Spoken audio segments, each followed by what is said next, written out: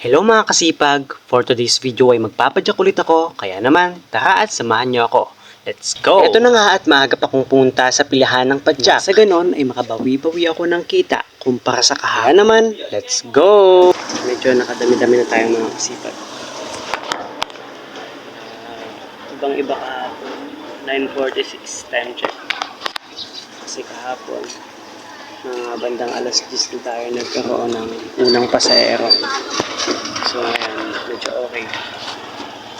Dito nga sa puntong ito ay medyo nakadami-dami na ako ng kuha kumpara sa kahapon. Kaya naman, mapapasabi ka na lang talaga ng sana ganito na lang palagi. Ang kaso hindi. Sa katunayan, kung tindahan ng pagbabasihan, kadalasang matumalang bentahan. Dito nga sa puntong ito ay nagsuklay muna ako ng buhok dahil ako'y naiilang. Malajungkok ba naman? Hindi yung mukha ha.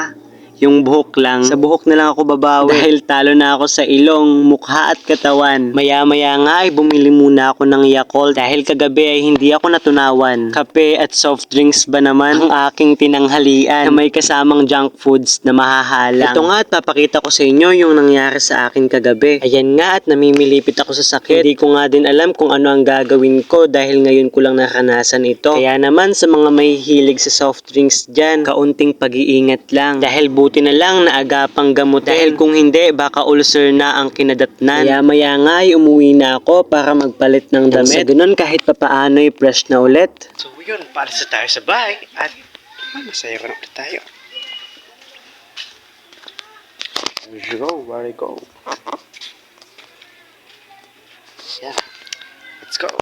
Ang akala ko magiging fresh ako. Kaso, nabaho ba ako? Ba't ako nilalangaw? So ngayon, pumunta na tayo ngayon ulit. Nagpalit lang ako ng damit. Di ka man lang nag-isip. Charis. Dito nga ay nabot na ako ng malakas na ulan at talaga namang hindi ko may iwasang mabasa. Kung kahapon napakainit at kanina. Ngayon, maulan. Ayan. Maulan na mainit.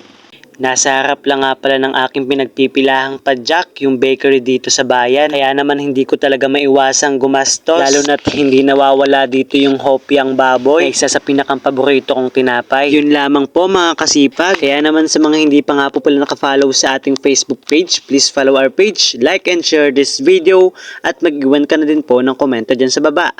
Thank you for watching. Bye!